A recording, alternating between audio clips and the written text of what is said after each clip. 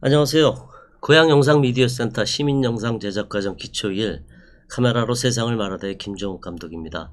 오늘은 여러분들과 소통에 관련된 인터뷰에 대해서 이야기 나누겠습니다. 인터뷰, 미디어란 무엇일까요? 갑자기 뜬금없이 미디어란 얘기부터 먼저 하겠습니다. 저희 어렸을 때는요, 제가 성북 쪽에 살았는데, 흑백 TV가 저희 마을에 딱 2개가 있었습니다. 초등학교 때 그 흑백 TV에 김일 선수의 레슬링 보러 저희가 왕창 모여가지고 어린 식구들끼리 전 식구들이 가서 그 흑백 TV를 본 적이 있습니다. 그 흑백 TV를 볼 때 잘 아시겠지만 그 안에서는 어떤 가족집이 결혼을 했고 어떤 집이 요번에 이사를 가며 여러 이야기들이 그 TV를 통해서 그 앞에서 많은 이야기들이 오고 갑니다. 저희가 지금 생각해보면 그때 소통할 수 있는 방법은 김일 선수의 레슬링을 흑백으로 볼 때였습니다.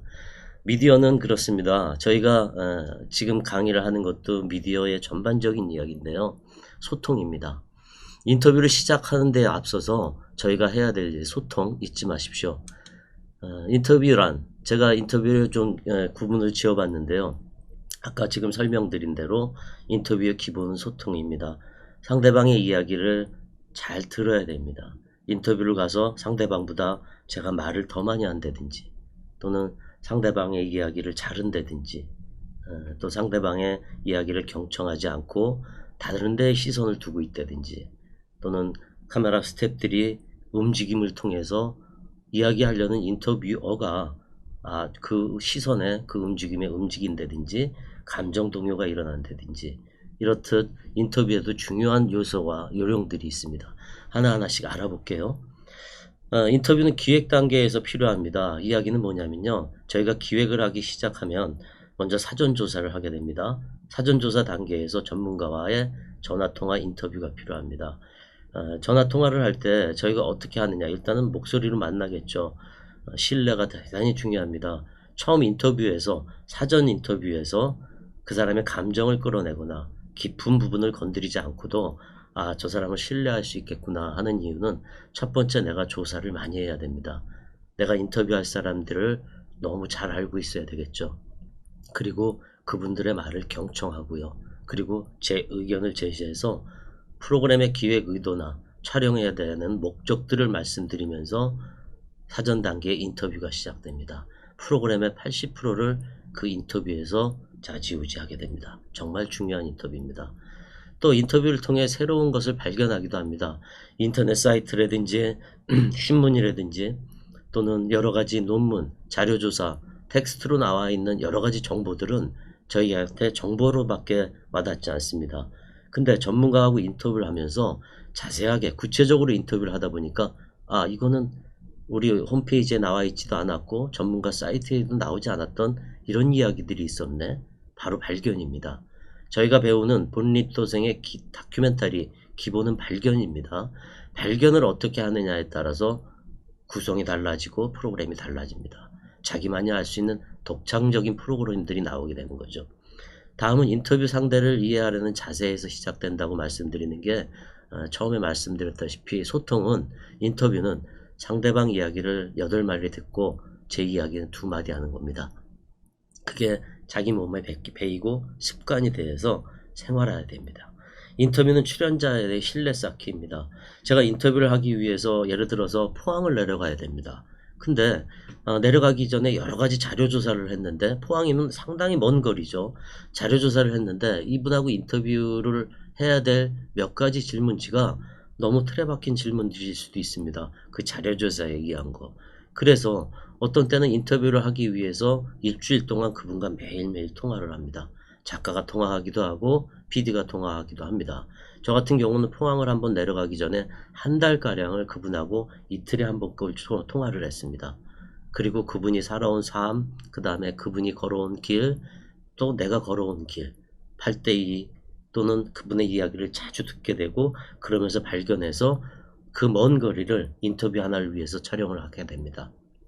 그렇듯이 인터뷰의 짧은 시간 동안 신뢰 쌓기를 분명히 해야 됩니다. 제작진과의 친근감을 갖게 해서, 또 촬영 설명을 자세히 해서, 또 인터뷰하는 사람이 저를 신뢰하고 만나볼 수 있는 그런 시간을 원하게끔 저희가 하면 됩니다. 인터뷰 종류는 지금 말씀드린 대로 사전 인터뷰가 있을 거고요. 인터뷰 과정 속에서 제가 기억하지 못하는 것들을 스마트폰으로 녹화하거나 음성을 녹음해 놓는 것도 방법입니다. 그 다음에 인터뷰하기 전에, 저희가 사전 인터뷰를 하기 전에 상대방에 대한 배려로 저희가 공손한 문자를 보내는 경우도 있습니다. 이러이러한 프로그램을 기획하고 있는 PD 김정욱 감독입니다. 제가 선생님을 만나 뵈고 싶은 이유가 이러이러한 이유가 있고요. 그래서 선생님 시간을 여쭤보고 싶습니다. 한번 만나 뵀으면 합니다. 저희 프로그램은 언제 어떻게 이렇게 기획돼서 이런 목적으로, 이런 기획 의도로 선생님의 중요한 인터뷰가 꼭 필요합니다 하고 공손한 문자 한 통도 상당히 중요합니다. 그 다음에 이제 거리 인터뷰 종류에서는 사전 조사의 인터뷰가 있고 현장에서의 인터뷰가 있고요. 거리 인터뷰가 있는데요. 거리 인터뷰에서는 사실은 저희가 깊은 이야기를 끌어낼 수 없습니다. 많은 사람들이 움직이고요. 현장에는 나를 바라보고 있는 여러 사람들이 있기 때문에요. 거기에서는 깊은 이야기가 나오질 않습니다. 그리고 그 거리 인터뷰상에서는 현장에서 있는 이야기들의 인터뷰들을 많이 하게 됩니다. 만약에 거리에서 깊은 이야기, 당신은 왜 어렸을 때 그렇게 힘든 삶을 살아왔습니까? 하는 질문을 했다면 과연 좋은 대답이 나올까요? 그렇지 않습니다. 그런 개인적인 이야기는 그 사람이 편히 앉아서 이야기할 수 있는 공간, 집이라든지 또는 사무실, 그 사람이 마음을 내려놓을 수 있는 공간, 그런 곳에서 깊이 있는 질문을 하게 됩니다. 또 거리 인터뷰에서는 제작진의 움직임이나 이런 것도 상당한 반응을 하게 됩니다. 촬영을 하는 사람, 또 PD가 질문을 하려고 질문지만 보고 있고 경청을 하지 않습니다. 그렇게 되면 나를 쳐다보지 않는데 누구랑 눈을 맞추지 않고 대답하는 사람은 상대방이나 다른 사람들의 주의 시선을 뺏기게 됩니다. 집중력이 떨어지는 거죠, 결론은. 그러니까 PD는 자기가 질문해야 될 것들, 그 다음에 PD뿐이 아니라 질문해야 될 것들을 기억하고 현장에서 그 사람의 이야기를 직접 들어야 됩니다. 내가 이걸 뭐 숙제하듯이 나는 이런 질문을 해가지고 이 사람 답만 나오면 된다 하는 식의 그런 질문은 좋은 인터뷰가 될 수가 없습니다. 그리고 또 하나 중요한 거는 인터뷰를 하기 전에 요새는 저작권, 초상권에 관련된 이야기들이 많이 방송에서도 나오고 그런 일들이 비일비재합니다. 선생님, 제가 이러이러한 종류의 촬영을 하고 있는데 선생님 인터뷰를 좀 해도 되겠습니까? 하고 카메라를 녹화를 통해서 그분의 허락을 받아 놓는 게 좋습니다. 나중에 본인이 인터뷰를 해서 저희가 편집을 했는데 이건 내가 인터뷰한 게 잘못 나갔습니다 할 수 있는 경우도 있어서 그렇게 되면 소송을 하기도 하고 초상권에 신고를 하기도 하는 경우도 가끔 있습니다. 그렇기 때문에 촬영 전에 먼저 레코더를 눌려서 선생님, 제가 선생님이 이런 인터뷰를 하고 싶은데 촬영해도 되겠습니까? 하고 보도상의 동의를 레코더상으로 얻어 놓는 게 좋습니다. 거리 인터뷰에 대해서 말씀을 드렸고요. 인터뷰 질문의 종류에 대해서 말씀을 드릴게요. 여러분, 오늘 식사하셨습니까? 하고 제가 오프라인에서 질문하면 대답실 사람들이 예, 아니요, 이렇게 짧은 대답을 합니다. 예, 폐쇄형 질문이라고 합니다. 질문을 할 때 선생님 오늘 저 차 타고 오셨어요? 네, 그렇죠. 오늘 식사하셨어요? 아침 식사하고 오셨어요? 예, 이렇게 대답합니다. 근데 개방형 질문은 그렇지 않습니다. 선생님, 오늘 아침 어떤 음식을 어떻게 드셨어요? 이렇게 하면 오늘 저는 콩나물 국물을 먹었는데 정말 맛있게 먹었습니다 하고 이 얘기가 길어지고 구체적인 질문이 됩니다. 인터뷰 질문을 하는 요령에서 폐쇄형 질문과 개방형 질문을 중복해서 하는 경우도 있지만 일반적으로 개방형 질문을 통해서 상대방의 구체적인 이야기를 끌어내는 게 좋은 인터뷰입니다. 하지만 저희가 뉴스나 보도팀에서 보게 되면 인터뷰를 하는데 질문자가 인터뷰를 길게 하는 경우가 있습니다. 사실 그거 옳지 않은 경우가 많이 있습니다. 제가 가장 한 7, 8년 전, 10년 전이 넘은 것 같습니다. 북한에 올라간 적이 있습니다. KBS 제3지대라는 프로그램이죠. 현대 정 회장님이 생존해 계실 때, 수많은 카메라들이 금강호라는 배 위에서 회장님이 걸어오시는 장면이 있었습니다. 인터뷰를 아무도 못하고 있는 상황이었는데 엘리베이터에 딱 타셨어요. 근데 거기서 그 짧은 순간에 회장님 금강산 다녀오셨습니까? 하는 질문을 하게 됩니다. 그랬을 때 회장님은 네 라는 질문을 하게 되죠. 그렇게 짧은 시간에는 폐쇄형 질문도 가능합니다. 인터뷰를 하는 사람이 그 상황 설명을 하고 또 그 짧은 시간 동안 상대방한테 이야기를 듣기 위해서 폐쇄형 질문이 들어가기도 합니다. 그렇듯이 폐쇄형 질문을 쓰는 용도가 있고 개방형 질문을 사용하는 인터뷰 요령이 여러 가지가 있습니다. 저희 인터뷰 진행의 기본은 본립도생입니다. 인터뷰 복장 및 자세입니다. 저희가 사실은 축구 감독이라든지 외국의 축구 감독이라든지 농구 감독, 현장의 농구 감독들이 축구 감독들이 왜 추리닝을 입고 선수들하고 같이 하지 않을까요? 제 생각에는 그렇습니다. 신뢰도입니다. 현장에서 양복을 입고 축구 현장에서 감독으로서 많은 사람들을 지휘하고 통제하려면 그 사람에 대한 신뢰가 정말 중요합니다. 제가 여러분들 앞에서 이렇게 있는데 제가 이렇게 올바른 자세로 또 복장을 자세로 하는 거는 신뢰를 쌓고 제 말이 여러분들과 소통이 잘 되게 하기 위함입니다. 인터뷰 복장에서도 마찬가지입니다. 사람과 첫 대면을 하는 데 있어서 내가 어떤 옷을 입고 가느냐도 상당히 중요합니다. 그건 왜 그 사람의 신뢰관계 때문이죠. 그런 복장과 자세도 꼭 인터뷰 진행에서의 기본이라고 말씀드리고 싶고요. 아까 말씀드린 대로 인터뷰어가 인터뷰하는 사람들보다 말을 더 많이 하면 안 됩니다. 짧게 해야 됩니다. 그분이 8마디 할 수 있게끔 저는 2마디만 하게 되는 거죠. 오늘 식사하셨어요? 폐쇄형 질문이죠. 오늘 식사 어떤 음식 하셨어요? 하고 그분이 이야기를 하기 시작합니다. 그럼 가만히 듣고 있어야 됩니다. 물론 편집을 위해서도 그렇게 하지만 상대방이 이야기가 부족하다고 생각했을 때, 내가 이해를 잘 못한다고 생각했을 때는 그분 이야기를 더 하시려고 합니다. 아, 오늘 아침에 이래가지고 이렇게 먹게 됐어요. 아, 그래서요? 그럼 또 이야기를 합니다. 저희는 많은 질문이 필요 없는 거죠. 그의 구체적인 이야기를 끌어내려면 아주 짧은 질문으로 해서 그 사람의 이야기를 다 끌어낼 수 있는 그런 요령을 저희가 갖고 있어야 되고 또 습관화되어 있어야 됩니다. 이렇게 읽어보시면 알고요. 파티장에서 아이스 브레이크 방법도 여러가지 대화법, 7, 8가지 대화법이 있습니다.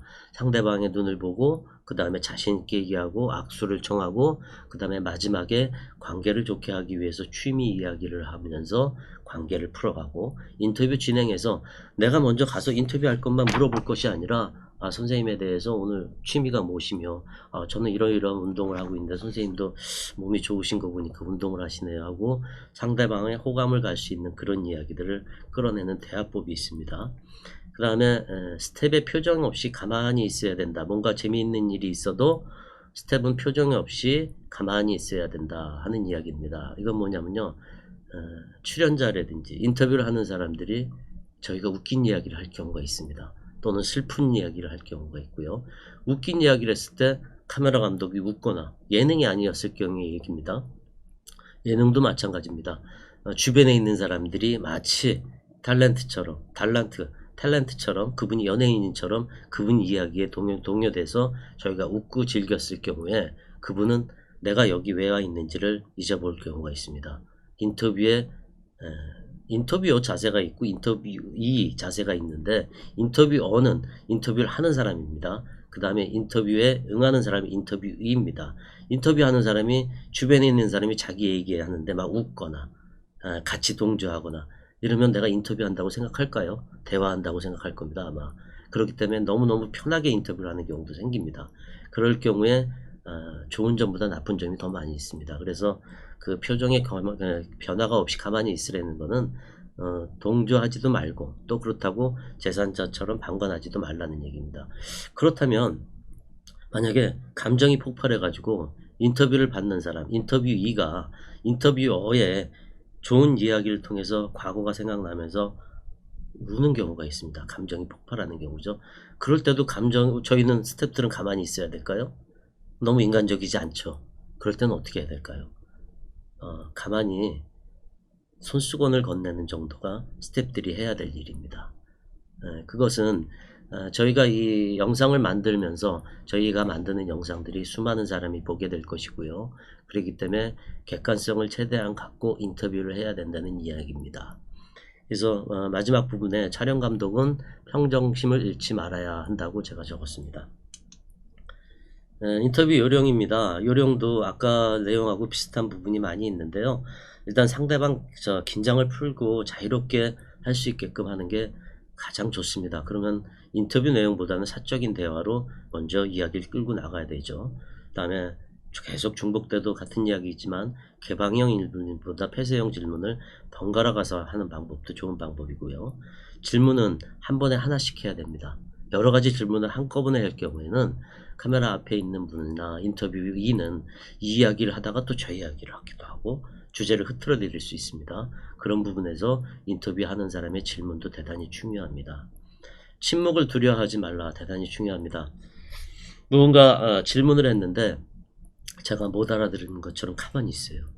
그럼 그분이 이 사람이 내 얘기를 못 알아들었나 하고 조금 더 구체적으로 설명하는 경우가 많습니다. 그러니까 선생님이 얘기했을 때 그분한테 내가 얘기를 잘 들었습니다 하는 정도는 고개를 끄덕이는 정도면 되지, 그 얘기가 끝나는 대로 예 그렇습니까 하고 질문을 하는 것보단 또 좀 더 구체적인 이야기를 끌어내려면 딱 1분만 참아 보십시오. 아무 얘기도 안 하고. 그러면 인터뷰 받는 분이 이야기를 다시 시작합니다. 저를 설득시키시려고 하시죠. 그때 주옥 같은 이야기들이 떨어집니다. 내가 인터뷰를 처음 시작했을 때는 가벼운 인터뷰가 나올지 모르지만 침묵을 두려워하지 않고 둘이 가만히 1분 정도 있을 때 상대방한테서 나오는 이야기들은 정말 좋은 이야기들이 많이 나옵니다. 침묵을 두려워하지 말라, 기억하십시오. 그 다음에 스스로 설명할 수 있는 분위기를 조성하라도 마찬가지입니다. 침묵을 두려워하지 않고 있으면 어떤 명제를 갖고 어떤 주제를 갖고 그분은 무언가를 계속 설명하시려고 합니다. 계속 기록할 수 있고요. 저는 이야기를 덜 하게 됩니다. 그 다음에 저희는 인터뷰를 하면서 외나무 다리를 건넌다고 합니다. 인터뷰는 상대방의 개인적인 부분을 건들기도 하고요. 또 그렇지 않은 경우도 있습니다. 개인적인 부분을 건들 때는 인터뷰하는 사람과 인터뷰어와의 관계가 애매모호해질 경우가 있습니다. 결국에는 출연자가 움츠려들 수 있는 질문들, 그런 곤란한 질문들은 하지 않는 게 좋습니다. 그리고 문제의식을 담아라입니다. 문제의식을 담아라면 상대방이 8마디를 하더라도 내가 2마디를 하더라도 나의 생각을 전달하는 겁니다. 선생님이 이렇게 전문적인 이야기들을 많이 해주셨는데요. 제가 자료조사와 저희 작가들하고 이야기를 나누다 보니까 저희 생각들은 이런 것들이 좀 있습니다. 어떻게 생각하십니까? 하고 제 의견을 얘기하는 거죠. 그랬을 때 상대방은 제가 얼마만큼 조사 분석을 했는지도 알게 돼서 저를 신뢰하기도 하고요. 그 다음에 제가 문제의식을 갖고 질문을 했을 때 인터뷰를 하는 사람은 내가 생각하지 못했던 것들도 인터뷰한 사람이 질문하는 거에 따라서 대답을 하게 됩니다. 나는 이런 생각을 한 번도 안 해봤는데 저 사람이 그렇게 물어보니까 그것도 맞는 것 같네 하고 자기 자신을 발견하기도 합니다. 그래서 다큐멘터리 촬영을 들어가서 이야기를 할 때 감독님, 제가 요번에 촬영하면서 정말 저 자신을 깨달은 게 너무 많아요. 제가 알지 못하는 것들이 너무 많습니다. 제가 너무 부족한 게 많았고요. 이런 이야기들도 많이 듣기도 하고요. 그것은 저희가 잘나서 저희를 내세우는 게 아니라 상대방을 경청하고 상대방을 존중하다 보면 제가 질문하는 거에 대해서 상대방이 많은 이야기를 하실 거고 그 질문을 통해서 자기 자신을 찾게 된 겁니다. 다큐멘터리뿐이 아니라 영상을 만드는 모든 과정은 기술이 중요하지 않습니다. 물론 전쟁에 나갈 때 기본입니다. 총을 다루는 군은 당연히 총을 잘 다뤄야 돼. 그건 당연한 거예요. 편집도 마찬가지고 모든 것들은 기술이 중요한 게 아니라 인문학적인 요소가 정말 중요합니다. 그 사람하고의 관계죠. 거기에 미디어도 소통이라고 말씀드렸다시피 인터뷰도 소통입니다. 그 다음에 인터뷰 요령을 또 설명드리겠습니다. 너무 많은 인터뷰 요령이 있는데요. 이 모든 것들은 현장 경험에서 제가 적었기 때문에 부족한 것도 좀 있지만은요. 그 다음에 편집을 위해서 질문자와의 대화가 섞이지 않아야 합니다. 질문자가 이야기하는데 중간에 이야기가 하시거나 또는 인터뷰이가 대답을 하시는데 제가 끊어서 하거나 이런 경우들이 있습니다. 그러지 않게끔 계속된 이야기를 들어야 되죠. 그렇다면 제가 어떤 질문을 했는데 인터뷰 하시는 분들이 제가 생각한 질문의 요지를 벗어나서 다른 이야기를 하는 경우들이 있습니다. 그게 침팬지 흙먼지 효과라는 겁니다. 뭐냐면 침팬지들은 싸울 때 가서 이렇게 먼저 싸우질 않습니다. 빙빙빙빙 돌죠. 정말 서로가 어떤 사람인지 어떤 실력의 소유자인지 보려고 흙먼지를 뿌려가면서 빙빙빙빙 돌립니다. 실제로 그런 경우가 너무 많습니다. 인터뷰에서 침팬지 흙먼지 효과라고 저희가 질문을 했는데 그 이야기를 끊을 수 없으니까 그분의 이야기를 계속 들어야 됩니다. 근데 그 이야기가 저희가 주제하고 벗어난 이야기를 계속합니다. 그럴 경우에 어떻게 하면 좋을까요? 잘 아시겠지만 JTBC의 손석희 사장님을 MC 앵커를 보시면 알 겁니다. 라이브 뉴스에서 상대방이 내가 주제에 어긋난 이야기를 계속하는 경우가 있습니다. 그럴 때는 바로 그 자리에서 얘기를 하십니다. 어떻게? 잠깐만요. 그 얘기 정말 중요한 얘기인데요. 나중에 다시 한번 듣기로 하겠습니다. 저희가 시간을 내서요. 근데 오늘은 지금 제가 드리고 싶은 질문은 이러이러한 질문입니다. 하고 이야기를 끊습니다. 정중하게 끊는 방법이죠. 이게 침팬지 흙먼지 효과가 아닌 이야기가 나왔을 때 우리 주제하고 벗어난 이야기가 길어질 때 경청하라고 하니까 그 이야기를 1시간 2시간 들을 수는 없죠. 그럴 때는 JTBC를 생각하셔서 딱 그렇게 하십시오. 선생님 이야기 정말 중요합니다. 그렇지만 그 이야기는 제가 추후에 다시 한번 듣겠습니다. 구체적으로. 근데 지금 제가 드리고 싶은 질문은 이러이러한 내용입니다. 하면 인터뷰를 받으시는 분도 이해를 하시고 그 주제에 맞춰서 이야기를 하십니다. 또 하나 저희가 방송을 보면 인간극장을 예를 들겠습니다. 저는 그 촬영들을 많이 해봤기 때문에 설거지하는 장면들이 있습니다. 설거지하는 장면인데 주부가 설거지를 막 하는 장면이 있는데 거기서 인터뷰하는 경우들이 많이 있습니다. 심지어는 그런 설거지하는 장면에서 깊은 인터뷰를 하기도 합니다. 왜 아들하고 왜 남편하고 저렇게 싸웠어요? 하고 깊은 인터뷰를 하기도 합니다. 그랬을 때 사람은 누구나 반복된 작업을 자기가 하게 되면 깊은 생각을 못합니다. 뭐 일종의 요령이기도 한데요. 깊은 생각을 못하고 자기가 생각나는 대로 얘기를 하게 됩니다. 저희가 오늘 인터뷰를 하겠습니다. 선생님하고 카메라를 세팅하고 그 다음에 여러 가지 사람들이 이렇게 모여서 질문을 했을 때 질문지를 원하는 사람도 있고요. 또 질문지를 보면서 내가 무슨 말을 해야 될지 머릿속으로 생각하시는 분들이 있습니다. 근데 다큐멘터리는 그런 요소들이 있으면 좀 안 되겠죠. 그렇기 때문에 그냥 앉아서 인터뷰를 하기보다는 손에 익은 일감을 주어서 그분이 편하게 무언가를 하실 때 그때 인터뷰를 하게 됩니다. 그렇게 되면 좋은 인터뷰, 그러니까 좋은 인터뷰라는 건 여러 가지 포장을 하지 않고 내가 감정 그대로 얘기할 수 있고 그 다음에 이 감정들이 이야기를 통해서 내가 갖고 있는 감정들을 발견할 수 있는 인터뷰들, 그런 것들이 좋은 감동의 인터뷰가 됩니다. 설거지를 할 때도 있을 거고요. 그냥 반복된 농사를 지으면 고추를 딸 때도 있을 거고요. 예, 어떤 질문이든 그 반복된 작업을 했을 때 인터뷰가 잘 나오는 경우들이 있습니다. 또 하나는 인터뷰를 나가게 되면 저희 출연자가 인터뷰를 잘 못하는 경우가 있습니다. 감독님 이렇게 촬영을 나갔는데요. 정말 말씀을 못하세요. 이거 어떻게 하죠? 이거 어떻게 하면 좋을까요? 저희가 뭐 요령이라고는 할 수 없습니다. 하나의 방법을 찾았는데요. 인터뷰를 하러 나가서 정말 말씀을 못하시는 분이 있으면 그분과 같이 사는, 예를 들어서 부인이라든지 또는 어머니라든지 또 자제분이라든지 2명의 인터뷰를 같이 하게 됩니다.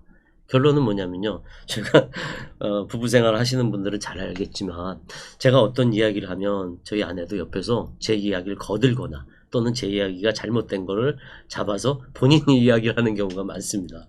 인간극장 촬영을 나가게 되면 출연자가 너무 이야기를 못해요. 그러면 부인을 같이 이렇게 2분이 같이 인터뷰를 하시죠. 그러면 출연자가 무슨 이야기를 하면 부인이 다 거들어서 이야기를 합니다. 그러면 출연자도 이 이야기를 들었으니까 이제 감이 잡히니까 본인이 이야기를 잘하는 경우가 있습니다. 현장 나가서 인터뷰이가 말씀을 잘 못하실 때는 친구 또는 부인, 같은 생활을 하는 누군가와 함께 인터뷰를 하고요. 다만 카메라 워킹에서 원샷과 투샷을 구분해서 촬영을 하게 됩니다. 이렇게 생각이 같은 2사람을 함께 인터뷰하면 생산적인 결과를 얻을 수 있다는 그런 저희 경험들, 그 다음에 쭉 내려가셔서 아까 출연자가 무너지면 조용히 옆에서 격려해 주어라 하는 말씀이, 출연자가 감정이 폭발했을 경우에 저희가 손수건 정도 준비해서 손수건을 건네드릴 수 있는 그런 배려도 상당히 중요합니다. 마지막에 저희가 모든 인터뷰를 했습니다. 그리고 인터뷰를 통해서 상대를 감동시켜라 합니다. 이 모든 과정들은 단순히 이런 텍스트로 지식으로 무정돼서 여러분들한테 말씀드리는 게 아니고요. 정말 현장에서 저희가 인터뷰할 때 제가 몇십 년 동안 겪고, 또 거기에 대해서 이럴 땐 이렇게 해봐야지, 이럴 땐 이렇게 해봐야지, 뭐죠? 시행착오 학습이라고 합니다. 저희는 시행착오 없이 어떤 일을 하려고 하는 경우들이 많이 있는데요. 사실 오랜 생활을 이런 일을 하다 보면 많은 시행착오를 하게 됩니다. 그 시행착오 안에서 저희는 어떤 걸 겪게 되냐면 학습을 하게 되고 저희 노하우를 쌓게 됩니다. 앞으로 여러분들이 제 이야기를 들어도 그냥 듣고 흘리는 게 아니라 계속 시행착오를 하면서 저희 이야기 중에서 한마디라도 기억을 하셔서 인터뷰할 때 저 사람이 저렇게 하라 그랬지 하고 계속 시행착오를 해보십시오. 그러면 그게 자기게 됩니다. 몸으로 배운 거는 절대 잊어먹질 않게 됩니다. 서두에 말씀드렸다시피 영상은 선택이 아니라 이제 필수가 됐습니다. 저희가 영상을 잘 만들어서 또 후배들을 가르칠 수도 있고요. 인터뷰를 했던 많은 경험들을 통해서 후배들을 양성할 수 있습니다. 그건 곧 사람과의 관계입니다. 촬영 감독의 팁입니다. 그 전에는 촬영 감독으로서 구성에 팁을 드리거나 또는 기획에 팁을 드리는 거는 제가 주제 넘은 짓인 것 같아서 촬영 쪽에만은 제가 할 얘기가 너무 많습니다. 촬영 감독의 팁으로 몇 가지 적어봤습니다. 앞에도 계속 말씀드리지만 깊은 내용의 질문들은 출연자가 편한 장소에서, 익숙한 장소에서 인터뷰를 하는 게 좋습니다. 그래서 저희가 PD와 또는 프로듀서와 촬영을 나갔는데, 감독님 인터뷰 장소를 어디서 하죠? 아무 생각 없이 그렇게 물어보는 경우도 많습니다. 뭐 생각이 없어가 아니고요. 현장을 나가면 잊어버리는 경우가 많기 때문입니다. 그러면 저희가 질문해야 됩니다. 인터뷰 내용이 뭐죠? 이거 개인사가 좀 당긴 겁니다. 왜 가정생활도 얘기가 나오고 또 직장생활도 얘기가 나오고 이렇습니다. 그래요? 그러면 안정된 곳에서 해야죠. 그분이 편하게 할 수 있는 집이라든지 사무실에서 해야 됩니다. 그렇습니까? 그럼 그쪽으로 가서 질문을 하죠. 그리고 지금 여기서 할 수 있는 질문은 가벼운 질문을 해야 됩니다 하고, 인터뷰 장소도 사실은 어떤 인터뷰를 하느냐에 따라서 구분돼야 됩니다. 이렇게 한번 쭉 읽어보실 시간을 좀 드려야 될 텐데, 제가 좀 설명이 많은 것을 전달하려고 하다 보니까 그런 경우가 있습니다. 쭉 한번 저도 읽어보겠습니다. 출연자가 무너지면 조용히 겉에 있어 격려하라. 이 내용은 뭐냐면요, 아까도 손수건을 건네듯이 어떤 출연자의 감정을 스태프들이 깨지 말라는 이야기입니다. 저희가 이제 조연출이나 오디오 팀들이 현장에 나가서 인터뷰를 하는데 이제 오디오를 주거나 이런 경우가 있습니다. 그랬을 때 출연자가 자녀분을 얘기하거나 또 이야기를 하실 때 감정 폭발해서 울 경우가 있습니다. 우는데 스태프들은 경험이 없다 보니까 현장에서 내 눈치도 물론 보겠지만 문을 열고 나가서 휴지를 갖다 그냥 드리거나 현장에서 그래버리는 경우가 있습니다. 제가 그렇게 하라는 얘기를 안 했는데도 이거는 지금 흐름을 깨는 경우입니다. 출연자가 감정이 폭발해서 무언가 이야기를 하려고 하는데 스태프들이 옆에서 반응을 깨지 말라는 이야기입니다. 그냥 관조하고 기다리고 경청하면 되는 겁니다. 자, 오늘은 저희가 카메라로 세상을 말하다, 저희 타이틀처럼 인터뷰에도 여러가지 요령이 있지만은 요령보다 더 중요한 거는 미디어가 갖고 있는 소통이라고 말씀드립니다. 그리고 관계입니다. 관계를 잘 하려면 상대방의 이야기를 많이 들어야 되겠죠. 그러려면 끈기도 있어야 되고, 또 그러려면 일이 아니라 습관화되어 있어야 됩니다. 저희 몸에. 그래서 인터뷰를 하면서 수많은 사람을 인터뷰를 하고 만나겠지요. 근데 진정으로 그 사람하고 대화할 수 있는 그런 사람을 꼭 여러분들이 카메라라는 도구, 저희가 카메라가 없으면 사실 대화겠죠. 근데 카메라라는 도구를 통해서 상대방의 중요한 이야기들을 듣는 거에 감사하고 그 감사의 마음을 가슴속에 갖고 있다면 상대방을 존중하는 마음이 얼굴에나 몸에 보여질 겁니다. 그러면 상대방은 나를 존중하기 때문에 대화를 하고 싶을 거예요. 그 대화를 잘 다듬고 그 대화를 통해서 많은 사람들한테 좋은 영향력이 되는 그런 인터뷰를 꼭 한번 해보시길 바랍니다. 오늘 과정은 인터뷰에 대해서 어떻게 하나요에 대해서 말씀을 드렸습니다. 체크아웃 하겠습니다. 관계, 소통, 상대방 이야기를 많이 듣고 경청하십시오. 그리고 상대방을 존중하십시오. 그리고 인터뷰 안에서 발견하십시오. 무언가를 발견하십시오. 그리고 내 의견도 전달하십시오. 그래서 상대방에게 좋은 관계를 유지하시기 바랍니다. 이만입니다. 감사합니다.